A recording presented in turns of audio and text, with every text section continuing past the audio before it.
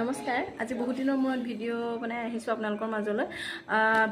আচলতে ভিডিঅ' বনোৱাৰ কাৰণটো হৈছে মই আজি বহুত দিনতে 1 তাৰিখ মানে এটা পাৰ্চেল অৰ্ডাৰ কৰিছিলোঁ আৰু আজি আহিলে পাৰ্চেলটো। আৰু পাৰ্চেলটোত অৰ্ডাৰ কৰিছিলোঁ এইটো এটা পাৰফিউম অৰ্ডাৰ কৰিছিলোঁ।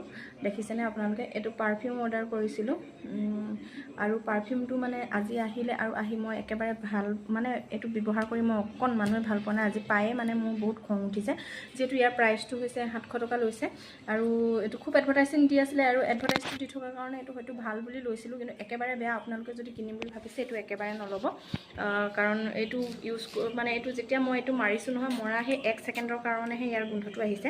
তাৰপিছত এনেকুৱা লাগিছে যেন পানী, এয়া পানী, একেবাৰে গোন্ধ নাই, একেবাৰে নাই। আপোনালোকে যদি ল'ম বুলি ভাবিছে কেতিয়াও নল'ব, কেতিয়াও নিকিনিব। এইটো নাজানো ফ্লিপকাৰ্টে কিয় এনেকুৱা কৰিছে, ইমান বেয়া বেয়া প্ৰডাক্টবোৰ বিকিছে মানুহক, আৰু সেইটো কাৰণে মই ভিডিঅ'টো বনাইছোঁ যাতে আন কাৰো লগত এনেকুৱা নহয়। ধন্যবাদ।